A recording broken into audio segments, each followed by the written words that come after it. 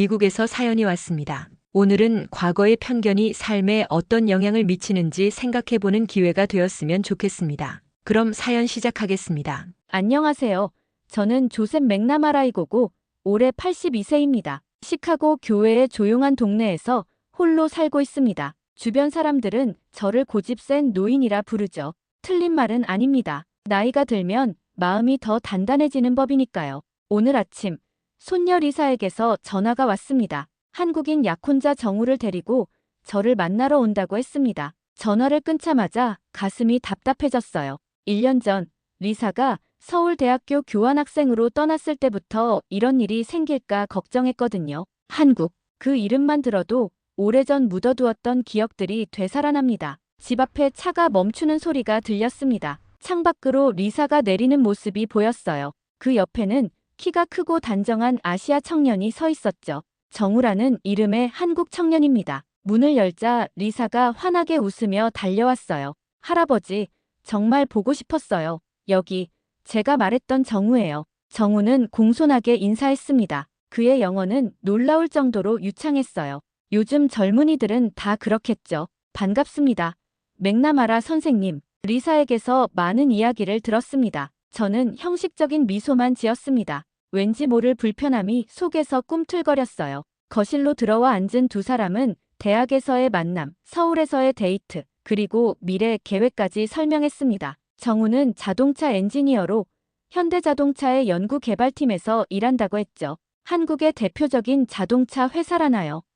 자동차라. 미국의 자동차가 세계 최고인데. 리사가 조심스럽게 말을 꺼냈습니다. 할아버지, 사실 우리 결혼하기로 했어요. 순간 제 심장이 멈추는 것 같았습니다. 입안이 바짝 말랐어요. 안 돼, 리사. 넌 아직 어려. 더구나 서로 문화도 다르고. 리사의 표정이 굳었습니다. 할아버지, 전 26이에요. 어리지 않아요. 그리고 정우는 정말 좋은 사람이에요.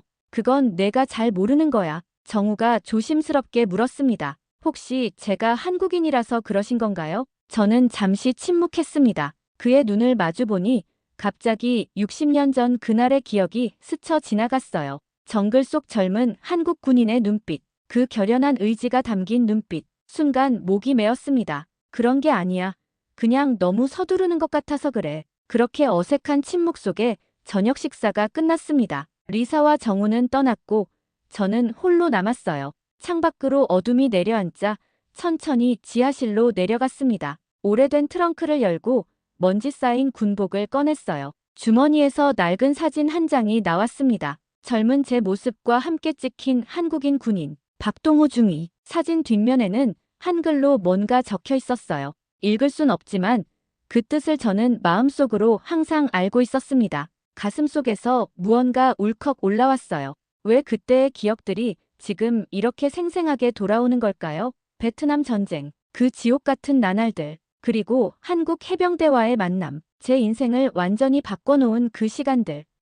1966년 여름, 베트남 중부, 제가 갓 26살 때였습니다. 미군 통역장교로 베트남에 파병된 지 6개월 차였죠. 영어와 베트남어를 할 줄 알았던 저는 주로 현지인과의 소통을 담당했습니다. 그날, 저는 새로운 임무를 받았어요. 한국 해병대 청룡부대와 합동작전을 수행하는 연락장교 역할이었습니다. 처음 한국군을 만났을 때가 선명하게 기억납니다. 체격은 미군보다 작았지만 그들의 눈빛에는 뭔가 다른 게 있었어요. 솔직히 첫인상은 그리 좋지 않았습니다. 그때 저는 얼마나 잘난 척했는지 모릅니다. 이 작은 아시아 사람들이 전쟁터에서 뭘 할 수 있을까?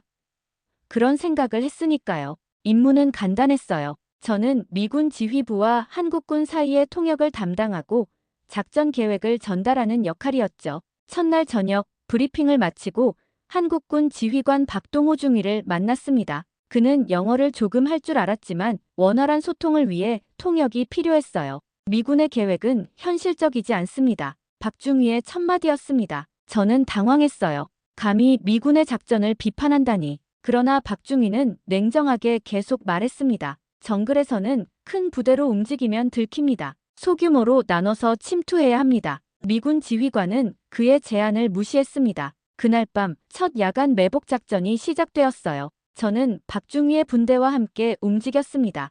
정글은 숨을 죽인 듯 조용했어요. 어둠 속에서 우리는 적의 이동로를 감시하고 있었습니다. 그때였어요.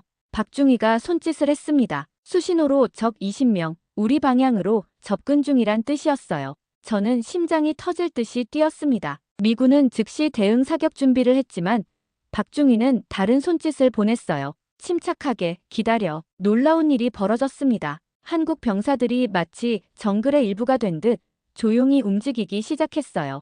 그들은 총을 쏘지 않았습니다. 대신 그림자처럼 적에게 접근했죠. 눈 깜짝할 사이 한국 병사들은 칼과 맨손만으로 적들을 제압했어요. 총소리 하나 없이 거의 침묵 속에서 이루어진 작전이었습니다. 전투가 끝나고 저는 충격 속에서 겨우 물었습니다. 어떻게 이런 작전이 가능한 겁니까? 박중희는 담담하게 답했어요. 소리내면 더 많은 적이 올 겁니다. 우린 그걸 원치 않죠. 그날 밤 저는 잠을 이루지 못했습니다. 제가 본 것은 단순한 병사들이 아니었어요. 그들은 마치 전쟁의 달인들 같았습니다. 미군의 방식은 압도적인 화력으로 적을 제압하는 것이었지만 한국군은 전혀 달랐어요. 침투, 은밀한 접근, 그리고 신속하고 정확한 타격. 이건 교과서에서 배운 전쟁과는 거리가 먼 모습이었습니다. 다음 날부터 저는 다른 눈으로 한국군을 보기 시작했어요. 그들의 훈련 규율, 그리고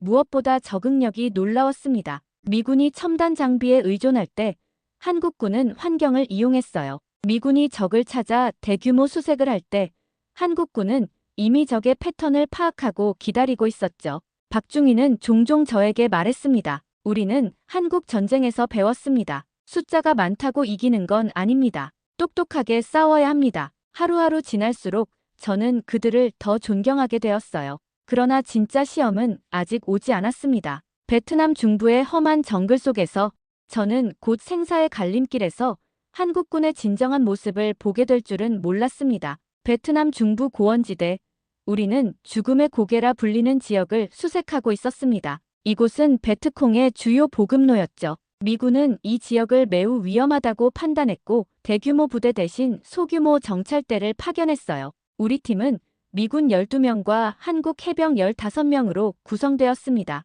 그날 아침은 유난히 안개가 짙었어요. 숨쉬기조차 힘든 습한 공기, 발밑에 축축한 흙, 그리고 끊임없이 들려오는 정글의 소리들. 우리는 조심스럽게 전진했습니다. 박중희는 선두에서 거의 소리 없이 움직였고 저는 그 뒤를 따랐어요. 갑자기 앞에서 박중희가 손을 들어 정지 신호를 보냈습니다. 모두 즉시 멈춰 섰어요. 침묵 속에서 그가 주변을 살폈습니다. 뭔가 이상했어요. 정글이 너무 조용해졌습니다. 새소리도 벌레 소리도 들리지 않았죠. 그 순간이었습니다. 사방에서 총성이 울렸어요. 매복이다.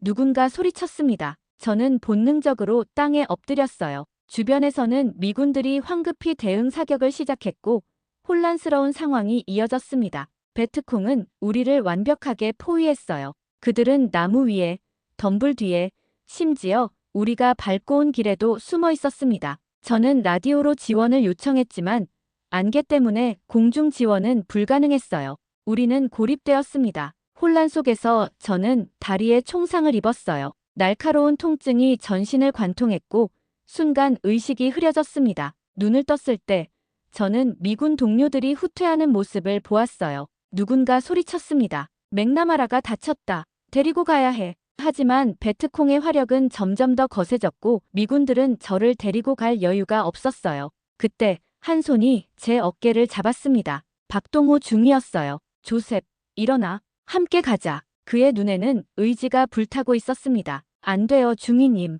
저 때문에 모두 위험해질 거예요. 저는 신음하며 말했어요. 박중희는 단호하게 말했습니다. 넌 우리 전우야. 절대 두고 가지 않아. 그는 저를 등에 업고 한국 병사들에게 신호를 보냈어요. 그들은 마치 약속이라도 한 듯 완벽한 대형을 이루어 우리를 보호했습니다. 한 명은 제 장비를 챙겼고 다른 이들은 교대로 엄호 사격을 했어요. 박중희는 제 무게를 견디며 꿋꿋이 전진했습니다. 그의 얼굴에는 땀이 비오듯 흘렀지만 그는 단 한 번도 멈추지 않았어요. 총알이 우리 주변을 스쳐 지나갔지만 한국 병사들의 완벽한 엄호 덕분에 우리는 조금씩 안전지대로 나아갔습니다. 마침내 우리는 미군 기지에 도착했어요. 의무병들이 달려왔고 저는 들것에 실려 의무실로 향했습니다. 마지막으로 본 것은 박중희의 지친 얼굴이었어요. 그는 미소를 지으며 제게 엄지를 세웠습니다. 다음 날 의무실에서 깨어났을 때 저는 살아있다는 사실이 믿기지 않았어요. 박중희가 찾아왔고 저는 감사의 말을 전했습니다. 왜 그렇게까지 했습니까? 당신도 죽을 수 있었어요. 박중희는 잠시 생각하더니 말했어요. 우리는 함께 왔으니 함께 돌아가야죠. 그게 전후입니다. 회복 기간 동안 저는 한국군 캠프 근처에서 지냈어요.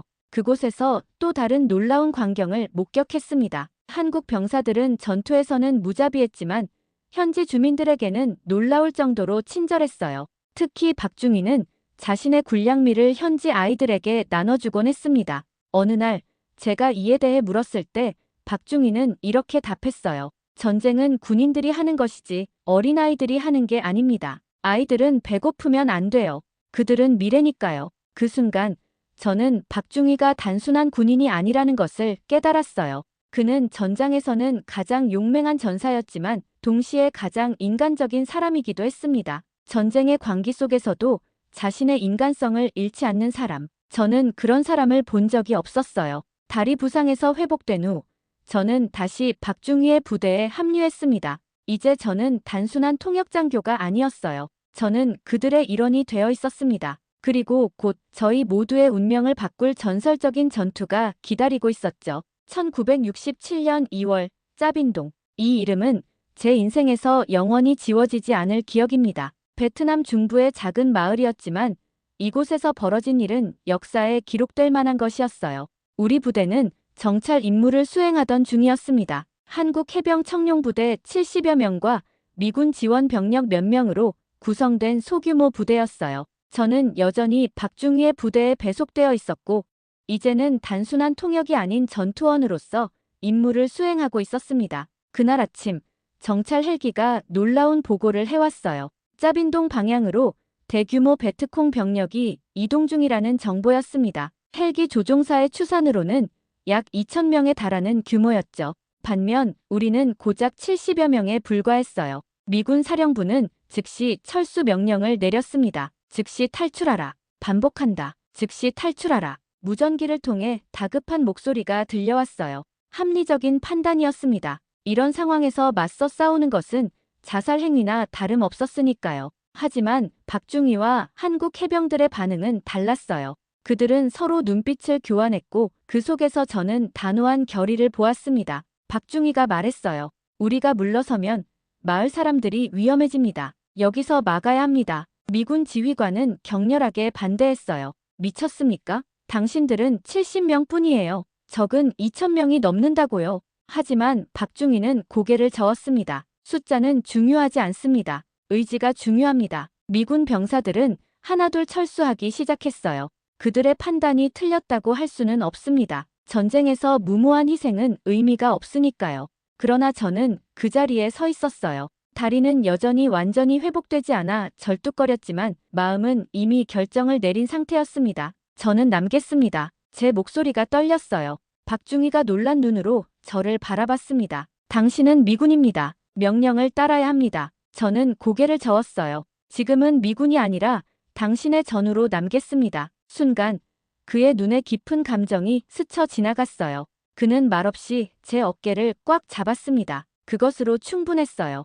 우리는 전우였습니다. 한국 해병들은 신속하게 방어 진지를 구축했어요. 마을 입구에 위치한 작은 고지대에 참호를 파고 제한된 탄약을 효율적으로 분배했습니다. 박중희는 차분하게 명령을 내렸고 모든 병사들은 흔들림 없이 움직였어요. 얼마 지나지 않아 수천 명의 베트콩이 지평선에 나타났습니다. 그들은 마치 검은 파도처럼 밀려오고 있었어요. 순간 공포가 엄습했지만 주변의 한국 병사들은 조용히 숨을 고르며 방아쇠에 손가락을 얹고 있었습니다. 사격 개시는 내 신호가 있을 때까지. 박중희가 조용히 말했어요. 베트콩들이 점점 가까워졌습니다. 100m, 80m, 60m. 이제 그들의 얼굴까지 보일 정도로 가까워졌어요. 땀이 등을 타고 흘러내렸지만 누구도 움직이지 않았습니다. 사격.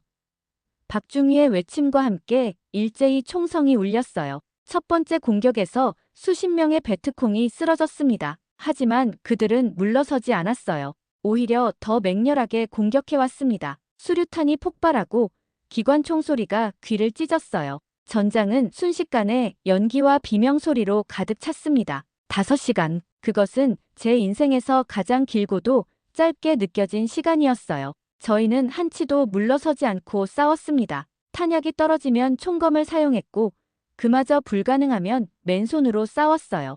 한국 해병들은 절대 포기하지 않았습니다. 마침내 믿을 수 없는 일이 일어났어요. 베트콩이 물러나기 시작한 것입니다. 처음에는 몇몇이, 그리고 점점 더 많은 숫자가 후퇴했습니다. 그들은 아마도 우리가 소수임을 알면서도 엄청난 희생을 감수하고 싶지 않았던 것 같았어요. 전투가 끝났을 때 우리 주변은 완전히 폐허가 되어 있었습니다. 한국 해병들 중 일부는 부상을 입었지만 놀랍게도 전사자는 없었어요. 반면 적은 수백 명의 사상자를 내고 퇴각했습니다. 박중희는 지친 얼굴로 제게 다가왔어요. 그의 군복은 피와 흙으로 얼룩져 있었지만 눈빛만은 여전히 맑았습니다. 조셉, 당신은 진정한 전사입니다. 저는 고개를 저었어요. 아닙니다. 제가 오늘 배운 것은 전쟁에서 가장 중요한 것은 무기나 숫자가 아니라는 겁니다. 그것은 바로 의지입니다. 박중희는 미소를 지었어요. 그 미소 속에는 모든 것이 담겨 있었습니다.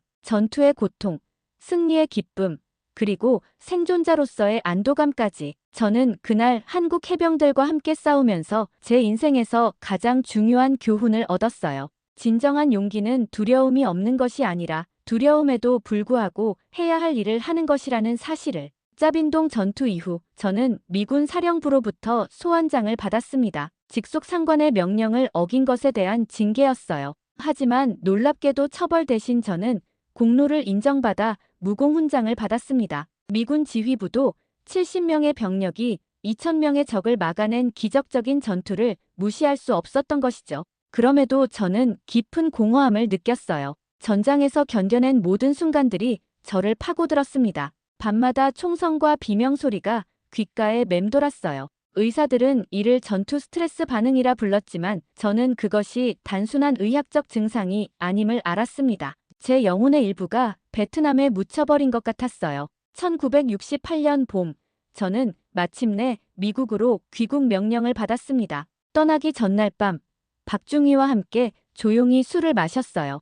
우리는 많은 이야기를 나누었습니다. 고향에 대한 이야기, 꿈에 대한 이야기, 그리고 전쟁이 끝난 후의 삶에 대한 이야기를. 조셉, 이건 내가 당신에게 쓴 편지입니다. 박중희가 봉투 하나를 건넸어요. 미국에 돌아가서 열어보세요. 저는 봉투를 받아들었습니다. 겉면에는 한글로 뭔가 적혀 있었어요. 이게 무슨 뜻입니까? 박중희는 미소를 지었습니다. 전우에게. 그 뜻입니다. 다음 날 아침, 저는 420 공항으로 향했어요.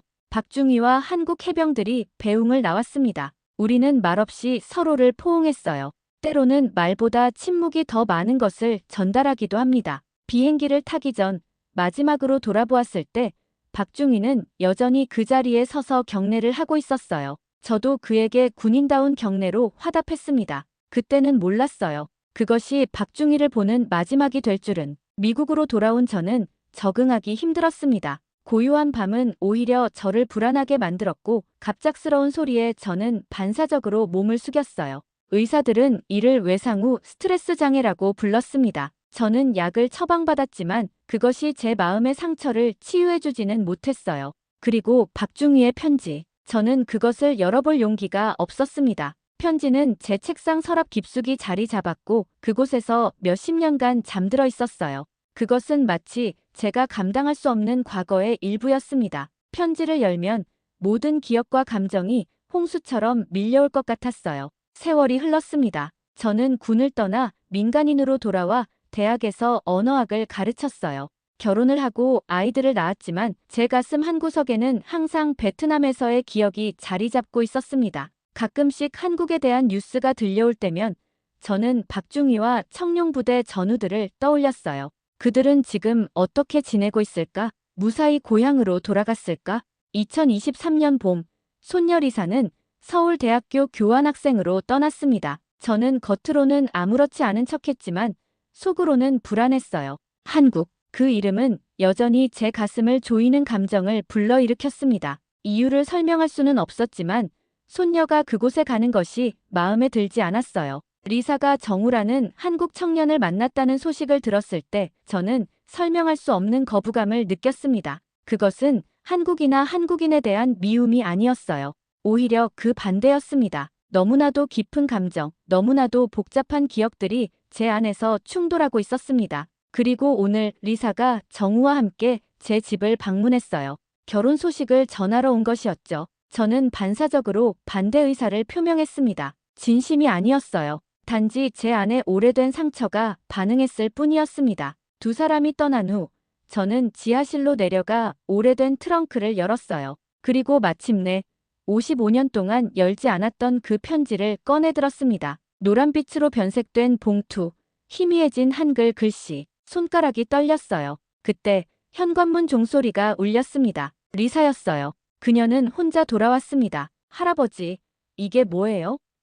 리사가 제 손에 든 편지를 가리켰어요. 순간 망설였지만 저는 천천히 설명했습니다. 베트남에서의 경험, 박중희와의 우정, 그리고 한 번도 열어보지 못한 편지까지. 리사의 눈이 커졌어요. 할아버지, 정우의 할아버지도 베트남전에 참전하셨대요. 청룡부대였다고. 심장이 멎는 듯 했습니다. 설마 그런 우연이 있을 수 있을까요? 리사가 조심스럽게 말했어요. 할아버지, 이 편지 함께 열어볼까요? 저는 천천히 고개를 끄덕였습니다. 이제 때가 온 것 같았어요.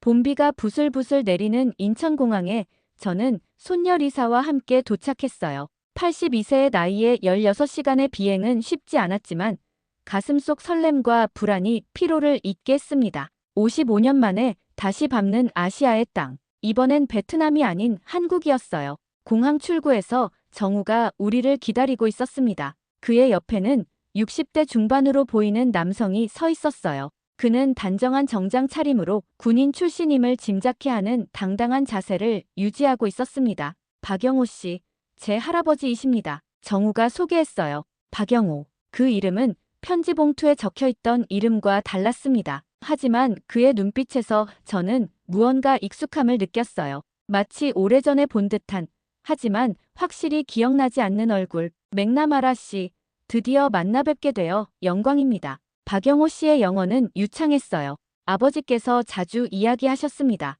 혼란스러웠어요. 아버지라고요? 네, 제 아버지 박동호입니다. 베트남에서 중위로 근무하셨죠. 순간 모든 것이 멈춘 듯 했어요. 박동호. 그 이름을 듣는 순간 55년 전의 기억이 파도처럼 밀려왔습니다. 젊은 한국 장교의 얼굴, 그의 결연한 눈빛, 그리고 우리가 함께 겪었던 모든 순간들. 박중희가 당신의 아버지였군요. 제 목소리가 떨렸어요. 박영호 씨는 고개를 끄덕였습니다. 네, 아버지는 1995년에 돌아가셨습니다. 하지만 생전에 늘 조셉 맥나마라라는 미군 장교 이야기를 하셨어요. 자랑스러운 전우라고. 가슴이 뭉클해졌어요. 박중희가 저를 기억하고 있었다니. 그리고 자신의 아들에게까지 이야기했다니. 호텔에 짐을 풀고 저는 박영호 씨와 함께 지하철을 타고 국립서울 현충원으로 향했어요. 한국의 발전된 모습에 놀라웠지만 제 마음은 오직 한 곳을 향하고 있었습니다.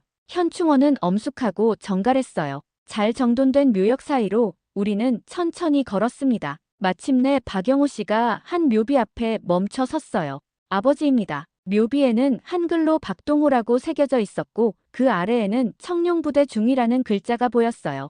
그리고 생물연도 1940년에 태어나 1995년에 세상을 떠났다는 기록이었습니다. 무릎이 꺾였어요. 저는 천천히 무릎을 꿇고 묘비를 만졌습니다. 차가운 돌의 감촉이 현실감을 주었어요. 그는 정말 여기에 있었습니다. 제 전우, 제 인생의 스승이자 구원자였던 박동호 중이. 너무 늦게 왔구나, 전우여. 저는 작게 속삭였어요. 나도 모르게 너를 피하고 있었어. 미안하다. 눈물이 볼을 타고 흘렀어요. 55년 동안 참아온 눈물이 마침내 해방되었습니다. 저는 주머니에서 그동안 열지 않았던 편지를 꺼냈어요. 이제는 때가 되었습니다. 조심스럽게 봉투를 열자 낡은 종이가 나왔어요. 한글과 영어가 섞인 글씨체였습니다. 박중희가 저를 위해 영어로 쓰려 노력한 흔적이 보였어요. 조셉 전우에게 이 편지가 당신 손에 닿을 때는 우리가 이미 대양을 사이에 두고 떨어져 있을 것입니다. 하지만 거리는 중요하지 않습니다. 우리가 함께 싸운 날들, 함께 견딘 순간들은 영원히 우리 안에 살아있을 것입니다. 전쟁은 끔찍한 것입니다. 하지만 그 속에서도 인간은 가장 순수한 감정을 발견합니다. 우정, 희생, 그리고 서로에 대한 무조건적인 신뢰. 당신과 나는 그것을 알게 되었습니다. 짭인동에서 당신이 우리와 함께 남기로 했을 때 나는 진정한 용기가 무엇인지 보았습니다. 그것은 당신의 몫이 아닌 전투였지만 당신은 전우들을 위해 남았습니다. 나는 언젠가 한국에 당신을 초대하고 싶습니다. 한국의 아름다운 산과 강을 보여주고 우리의 문화와 역사를 나누고 싶습니다. 전쟁 이야기가 아닌 평화의 이야기를 나누면서 전우 조셉, 언젠가 당신이 한국을 이해하길 바랍니다. 그리고 당신의 가족이 그곳에서 웃길 바랍니다. 영원한 전우, 박동호 드림. 편지를 읽는 내내 제 손은 떨리지 않을 수 없었어요. 마지막 문장, 당신의 가족이 그곳에서 웃길 바랍니다. 마치 그가 미래를 내다본 것처럼 지금 제 손녀가 한국인과 결혼하려 한다는 사실을 알고 있었던 것처럼 느껴졌어요. 박영호 씨가 조용히 제 어깨에 손을 얹었습니다. 아버지는 항상 말씀하셨어요. 나라는 다르지만 진정한 전우애는 국경을 초월한다고요. 저는 천천히 일어나 박영호 씨를 바라봤어요. 그의 눈에서 저는 박중희의 모습을 보았습니다. 같은 결연함, 같은 따뜻함. 당신 아버지는 내 인생에서 가장 위대한 사람이었습니다. 저는 겨우 말했어요. 그날 저녁, 우리는 한강이 내려다 보이는 레스토랑에서 식사를 했습니다. 서울의 화려한 야경이 창 밖으로 펼쳐졌어요. 박중희가 살아있었더라면 얼마나 자랑스러워했을까요? 그의 조국이 이렇게 발전한 모습을 정우가 조심스럽게 물었어요. 할아버지, 이제 저희 결혼에 대해 어떻게 생각하세요? 저는 미소를 지었습니다. 내 전우의 손자와 내 손녀가 만났다면 그것은 우연이 아닌 인연일 거야. 두 사람을 축복하네. 두 사람의 얼굴에 기쁨이 번졌어요. 그리고 그 순간 저는 마침내 제 내면의 평화를 찾은 것 같았습니다. 오랫동안 닫혀있던 마음의 문이 열리는 것을 느꼈어요. 다음 날 정우는 자신이 근무하는 현대자동차 연구소로 저희를 초대했어요. 솔직히 말해 저는 별 관심이 없었습니다. 미국 자동차의 우수성에 대한 자부심이 있었기 때문이죠. 포드, GM, 크라이슬러 이름만 들어도 가슴이 뭉클해지는 미국의 자랑이었어요. 자동차라면 미국이 최고지. 저는 택시 안에서 속으로 중얼거렸어요. 하지만 연구소에 도착하자 제 생각은 조금씩 바뀌기 시작했습니다. 눈앞에 펼쳐진 건물은 미래에서 온 듯한 디자인이었어요. 유리와 강철이 조화롭게 어우러진 외관, 태양광 패널이 지붕을 덮고 있었습니다. 우리 연구소는 탄소 중립을 목표로 합니다. 정우가 자랑스럽게 설명했어요. 건물 자체가 실험실이죠. 내부는 더욱 인상적이었어요. 로봇이 자유롭게 움직이며 부품을 운반하고 연구원들은 홀로그램 화면을 통해 자동차 설계를 조정하고 있었습니다. 마치 영화 속 장면 같았어요. 이게 다 실제로 작동하는 건가? 저는 놀라움을 감추지 못했어요. 정우는 미소를 지었습니다. 물론이죠. 이쪽으로 오시면 더 놀라운 것을 보여드릴게요. 그는 저희를 거대한 시뮬레이션 룸으로 안내했어요. 여기서는 가상현실을 통해 다양한 도로 환경과 극한 상황을 테스트하고 있었습니다. 빙판길, 폭우, 급커브, 모든 조건에서 자동차의 성능을 검증하는 시스템이었어요. 우리는 차량이 출시되기 전에 수백만 킬로미터의 가상주행 테스트를 합니다. 정우가 설명했어요. 안전이 최우선이니까요. 다음으로 방문한 곳은 배터리 연구실이었어요. 이곳에서는 차세대 전기차 배터리를 개발하고 있었습니다. 정우의 설명에 따르면 이 배터리는 기존보다 충전 속도가 3배 빠르고 수명은 2배 길다고 했어요. 미국과 유럽도 비슷한 연구를 하고 있지 않나요? 저는 의구심을 표현했어요. 정우는 고개를 끄덕였습니다. 맞습니다. 하지만 저희는 이미 양산 단계에 있어요. 내년부터 모든 모델에 적용될 예정이죠. 저는 놀랐지만 아직 미국 자동차 산업의 우월성을 완전히 포기하고 싶지 않았어요. 그래도 디자인과 브랜드 파워에서는 미국과 유럽이 앞서지 않나. 그때 나이 지긋한 한국인 연구원이 다가왔어요. 그는 정우의 상사인 듯 했습니다. 맥나마라 씨, 반갑습니다. 정우에게 많은 이야기 들었어요. 그가 유창한 영어로 인사했어요. 브랜드는 중요합니다. 하지만 더 중요한 것은 기술력과 혁신이죠. 이것은 마치 전쟁과 같습니다. 전쟁이라고요? 저는 깜짝 놀랐어요. 네, 전쟁은 끝났지만 우리는 여전히 싸우고 있습니다. 기술로요. 그의 눈빛이 진지해졌어요. 베트남에서 한국군이 보여준 것은 단순한 용기가 아니었습니다. 그것은 끈기와 적응력이었죠. 우리는 그 정신을 기술 개발에도 적용하고 있어요. 그의 말에 심장이 빠르게 뛰었어요. 맞습니다. 베트남에서 한국군이 보여준 것은 단순한 전투력이 아니었습니다. 그것은 어떤 상황에서도 포기하지 않는 정신, 창의적으로 문제를 해결하는 능력이었어요. 마지막으로 방문한 곳은 테스트 트랙이었어요. 정우는 저희에게 최신 전기차를 시승할 기회를 주었습니다. 처음에는 마지못해 운전석에 앉았지만 가속 페달을 밟는 순간 모든 편견이 사라졌어요. 차는 소리 없이 매끄럽게 속도를 올렸습니다. 0에서 100km까지 단 3초. 코너링할 때의 안정감, 제동 시스템의 정확성, 모든 것이 완벽했어요. 어떠세요, 할아버지?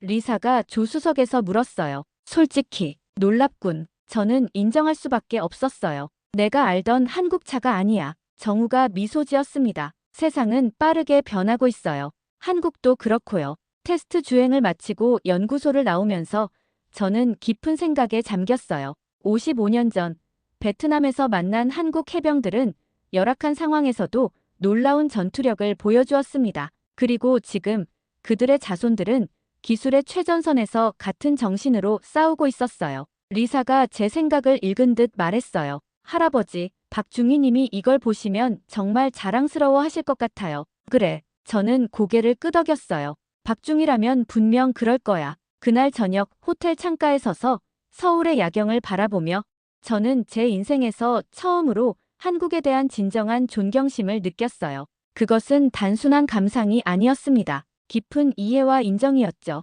폐허에서 일어나 세계적인 기술 강국이 된 나라. 그 배경에는 박중희와 같은 수많은 한국인의 희생과 노력이 있었을 것입니다. 그리고 그들의 정신은 지금도 이 나라 곳곳에 살아 숨쉬고 있었어요. 박중희, 내 나라가 정말 자랑스럽구나. 저는 속삭였어요. 미국으로 돌아온 저는 완전히 다른 사람이 되어 있었어요. 55년 동안 마음 한구석을 차지하고 있던 무언가가 마침내 풀린 느낌이었습니다. 베트남의 기억, 한국에 대한 복잡한 감정, 그리고 읽지 못했던 편지의 부담감. 이 모든 것이 이제는 평화로운 추억으로 바뀌었어요. 리사의 결혼식이 한 달 앞으로 다가왔습니다. 정우의 가족도 곧 미국에 도착할 예정이었어요. 저는 박영호 씨와의 재회를 기대하고 있었습니다. 이제 우리는 단순한 지인이 아닌 특별한 인연으로 연결된 가족이 될 것이었으니까요. 할아버지, 결혼식에서 축사 좀 해주실 수 있으세요? 리사가 전화로 부탁했어요. 글쎄, 난 말재주가 없는데. 저는 망설였어요. 제발요, 할아버지. 할아버지의 이야기를 모두가 들었으면 좋겠어요. 결국 저는 수락했습니다. 하지만 무슨 말을 해야 할지 막막했어요. 밤새 고민하던 중 문득 한 생각이 떠올랐습니다. 박중희의 편지. 그의 말이야말로 이 순간에 가장 적합한 메시지였어요. 저는 녹음기를 준비했습니다. 제 목소리로 박중희의 편지를 낭독하기로 했어요. 여러 번 연습했지만 마지막 문장에 이르면 항상 목이 메었습니다. 당신의 가족이 그곳에서 웃길 바랍니다. 어쩌면 그는 정말 미래를 내다본 것일까요? 결혼식 날이 밝았어요. 시카고 교회의 아름다운 정원에서 식이 거행되었습니다. 리사는 순백의 웨딩드레스를 입고 정우는 단정한 턱시도 차림이었어요. 한국에서 온 손님들과 미국 친지들이 어우러져 따뜻한 분위기를 만들었습니다. 제 차례가 되었어요. 떨리는 마음으로 단상에 올라 마이크 앞에 섰습니다. 저는 오늘 여러분께 한 이야기를 들려드리려 합니다. 55년 전 베트남에서 시작된 이야기입니다. 하객들이 조용해졌어요. 저는 천천히 이야기를 시작했습니다. 젊은 미군 통역장교와 한국 해병대 중위의 만남, 전쟁의 포화 속에서 피어난 전우회, 짜빈동 전투와 기적적인 승리, 그리고 마지막 작별 인사. 박중희는 제게 편지 한 통을 남겼습니다. 하지만 저는 그것을 읽을 용기가 없었어요. 55년 동안이나요. 객석에서 작은 한숨 소리가 들렸어요. 리사의 눈에는 이미 눈물이 고여 있었습니다. 지난달 저는 처음으로 한국을 방문했어요. 그리고 박중희의 묘소 앞에서 마침내 그 편지를 읽었습니다. 저는 작은 녹음기를 꺼냈어요. 이제 박중희의 편지를 여러분과 나누고 싶습니다. 버튼을 누르자 녹음된 제 목소리가 흘러나왔어요. 편지의 내용을 천천히 또박또박 읽는 목소리였습니다. 마지막 문장에 이르자 객석에서는 여기저기 훌쩍이는 소리가 들렸어요. 전우 조셉, 언젠가 당신이 한국을 이해하길 바랍니다. 그리고 당신의 가족이 그곳에서 웃길 바랍니다. 녹음이 끝나고 저는 다시 말을 이었어요. 박중희가 이 순간을 예견했는지는 모르겠습니다. 하지만 그의 바람은 이루어졌어요. 오늘 제 손녀와 그의 손자가 하나가 되는 이 순간에 저는 깊은 감사함을 느낍니다. 저는 잠시 말을 멈추고 호흡을 가다듬었어요. 감정이 북받쳐 올랐지만 계속해야 했습니다. 전쟁은 끔찍한 것입니다. 하지만 그 속에서도 때로는 아름다운 인연이 탄생해요. 박중희와 저는 다른 나라에서 태어났지만 전장에서 진정한 형제가 되었습니다. 그리고 오늘 우리의 가족이 하나로 연결되었어요. 박영호 씨가 조용히 고개를 끄덕이며 미소 지었어요. 그의 눈가에도 작은 눈물이 비치는 것이 보였습니다. 리사, 정우, 서로를 전우처럼 아끼고 사랑하세요. 어떤 어려움이 와도 함께 이겨내는 용기를 가지세요. 그것이 바로 제가 박중희에게 배운 가장 소중한 교훈입니다. 마이크를 내려놓자 객석에서는 뜨거운 박수가 터져 나왔어요. 리사가 달려와 저를 꼭 안았습니다. 정우도 다가와 깊은 인사를 건넸어요.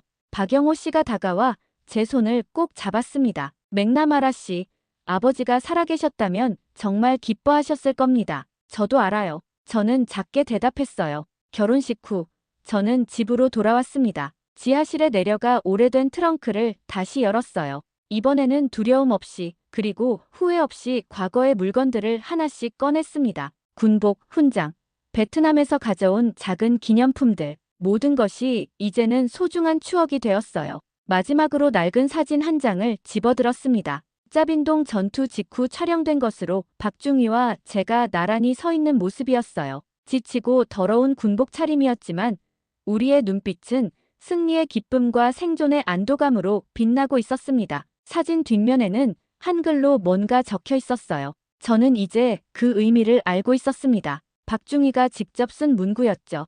영원한 전후, 국경을 넘어. 저는 사진을 들고 창가로 다가갔어요.